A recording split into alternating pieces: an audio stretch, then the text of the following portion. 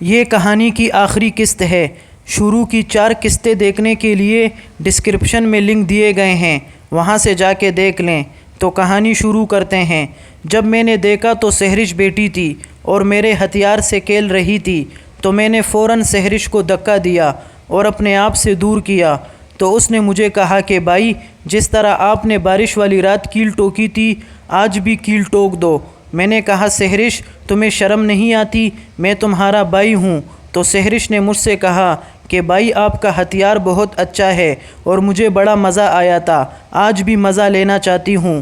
میں نے سحرش سے کہا کہ سحرش، ہم یہ غلطی پہلے بھی کر چکے ہیں اور اب میں اس غلطی کو دوبارہ دہرانا نہیں چاہتا۔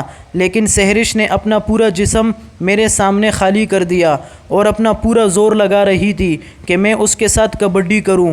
تو میں نے کہا ہم دونوں کے درمیان بڑا مقدس رشتہ ہے، بھائی بہن کا اس رشتے کا ہی کچھ خیال کر لو۔ سحرش کہنے لگی، بھائی بہن کا رشتہ ہم اسی وقت کھو چکے تھے جس وقت تم نے اپنے ہتھیار کو منزل دکھائی تھی اور میرے کھیتوں میں ہل چلایا تھا۔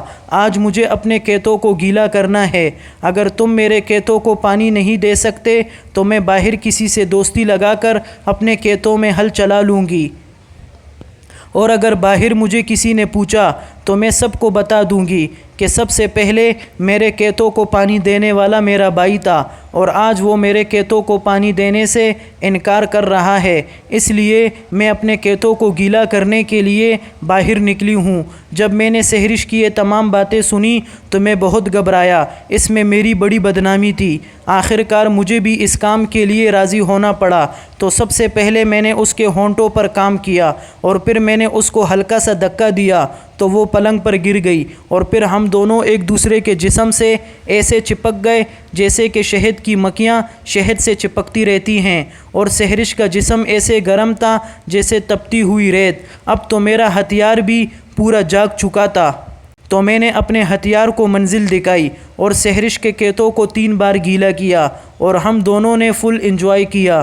اب تو روز کا یہی تماشا تھا، میں روزانہ سحرش کے کھیتوں کو پانی فراہم کرتا اور ہم دونوں ایسے رہتے تھے جیسے میاں بیوی رہتے ہیں، کیونکہ اب ہم دونوں بھائی بہن کا جو مقدس رشتہ ہوتا ہے اس کو بھول چکے تھے، اور یہ اس وقت تک ہوتا رہا جب تک سحرش کی شادی نہیں ہوئی۔ دوستو، ہمارے چینل کو سبسکرائب کریں کیونکہ ہم اسی طرح کی مزیدار ویڈیوز لاتے رہیں گے۔ شکریہ۔